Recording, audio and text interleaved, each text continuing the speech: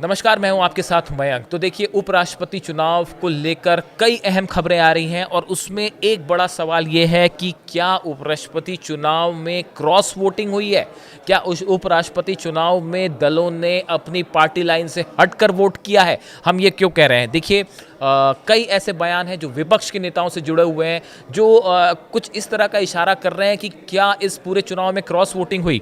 देखिए, अखिलेश यादव का एक बयान सामने आया है जिसमें अखिलेश जी का कहना है जब रिजल्ट सामने आएगा तो जीत का आंकड़ा इंडिया ब्लॉक के साथ होगा। ये उनकी तरफ से दावा किया गया है। देखिए, नंबर्स तो एनडीए के साथ हैं, लेकिन अखिलेश यादव का बड़ा दावा कि जब फाइनल रिजल्ट आएगा तो आप देखेंगे कि जीत जो है वो इंडिया गठबंधन की हुई और आंकड़े जो है इंडिया गठबंधन के साथ हैं। अब ये दावा आखिर अखिलेश क्यों कर रहे हैं? क्या इसके पीछे कोई बड़ी वजह मानी जा रही है? और जीत के लिए 391 वोटों की ज़रूरत है। एनडीए के पास बहुमत है, लेकिन उसके बाद भी जो विपक्ष के नेता हैं वो लगातार ये बात कह रहे हैं कि जीत हमारी होगी।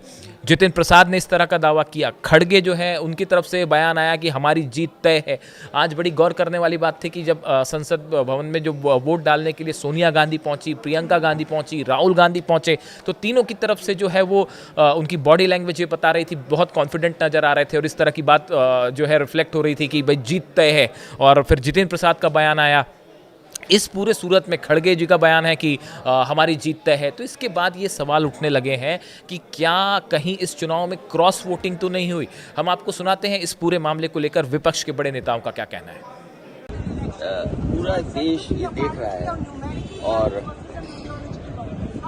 जो वाइस प्रेसिडेंट थे क्यों चले गए, और हमें सबको यकीन है जैसे ही नए राष्ट्रपति बनेंगे पुराने राष्ट्रपति जी भी बाहर आ जाएंगे।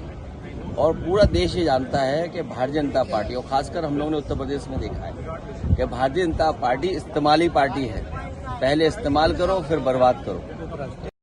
आज होना है सर, मैंने कहा उपराष्ट्रपति पद पर चुनाव क्यों हो रहा है? हमारे जो भूतपूर्व उपराष्ट्रपति जी वो है कहाँ, किन कारणों से एकदम से वो गायब हो गए? ये बड़ा रहस्यमय मामला है। इस पर जनता को, सरकार को प्रकाश डालना चाहिए कि ऐसा हुआ क्यों। बड़े बेबाक हैं वो, मैं बहुत लंबे समय से उनको जानता हूं, लेकिन इस प्रकार से जो बेवजह ये उपचुनाव हो रहा है, ये क्यों हो रहा है?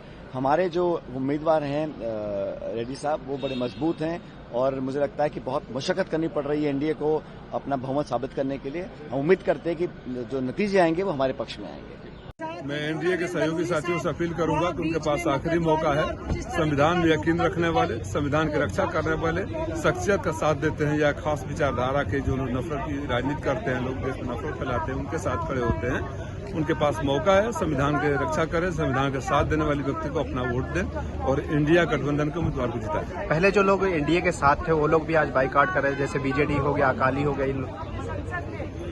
इंतजार करिए, कुछ दिनों बाद ये ताश के पत्तों की तरफ भरभराएंगे और अहंकार और झूठ के बोझ से दबी एनडीए सरकार अपने आप गिर जाएगी।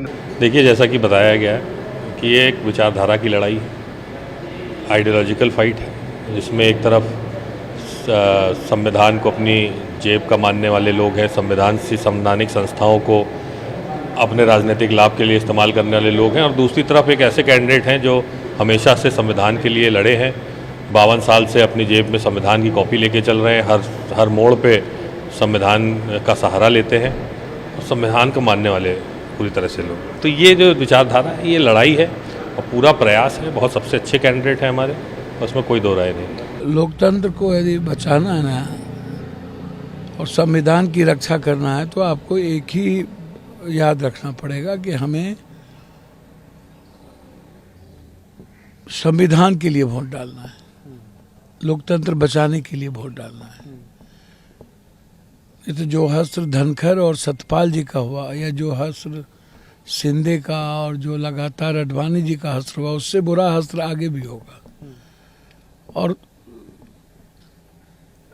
इन लोगों को एमपी लोग याद आते हैं चुनाव के वक्त ही, उसके बाद ये लोग कहाँ किसी से मिलते हैं।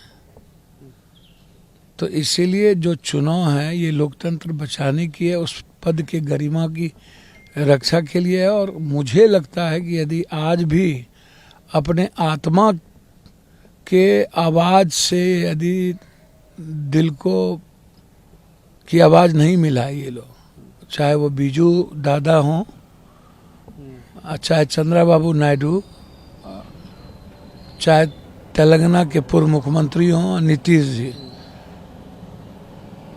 तो जो हस्त्र सबका हुआ वही हस्त्र इन लोगों का भी होगा।